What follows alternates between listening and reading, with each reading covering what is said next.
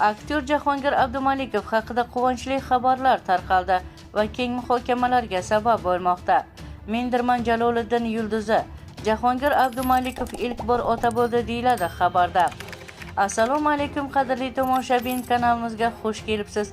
Kanalimizga yangi bo'lsangiz, videomiz keng tarqalishi uchun video ostida like tugmasini bosishni hamda obuna bo'lishni unutmang. Mendirman Jaloliddin yulduzi Jahongir Abdumalikov ilk bor ota bo'ldi. Muxlislar san'atkorni qutlovlarga ko'mmoqda.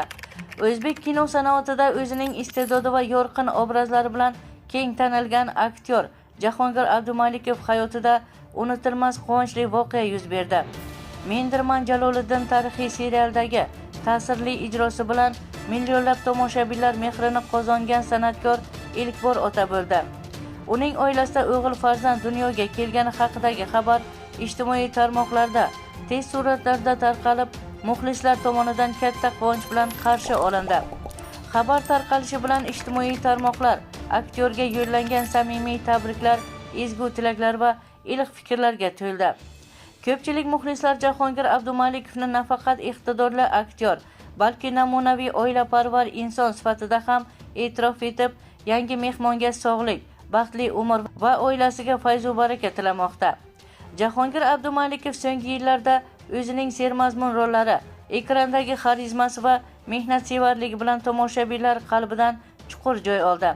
Ayniqsa, Mendirman Jaloliddin serialdagi ishtiroki uning ijodida yangi bosqichni boshlab bergan edi.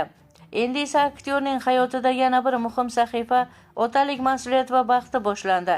Otalik har bir erkak hayotida eng ulug' ne'matlardan biri hisoblanadi. Bu nafaqat katta quvonch, balki yuksak mas'uliyat hamdir. Shu bois muxlislar Jahongir Abdumalikovning yangi hayot bosqichida ham baxtli, muvaffaqiyatli va farzandi uchun mehribon ota bo'lishiga ishonch bildirmoqda. Ayni paytda ijtimoiy tarmoqlarda muxlislar orasida turli muhokamalar ham davom etmoqda. Ko'pchilik aktyorning kelajakda farzandi bilan tushgan ilk suratlarni qachon e'lon qilishi, shuningdek, uning ijodiy faoliyatida qanday yangiliklar bo'lishi bilan qiziqmoqda. San'atkor esa hozircha ushbu quvonchli voqeani oila davrasida nishonlayotgani taxmin qilinmoqda. Biz ham Jahongir Abdumalikov va uning oilasini ushbu quvonchli voqea bilan chin dildan tabriklaymiz. Yaratgandan farzandiga sog'lik, salomatlik, baxtli va mazmunli umr, oilasiga esa doimiy tinchlik, mehr va baraka tilaymiz. Siz ham izohlarda Jahongir Abdumalikovga o'z tabriklaringizni qoldiring. Qadrli tomoshabin, sizga yetkazmoqchi bo'lgan xabarlarimiz shundan iborat edi. Shu va shu kabi xabarlarni o'tkazib yubormaslik uchun video ostida like tugmasini bosishni hamda obuna bo'lishni unutmang. Bizni qo'llaganlarni Allohning o'zi qo'llasin.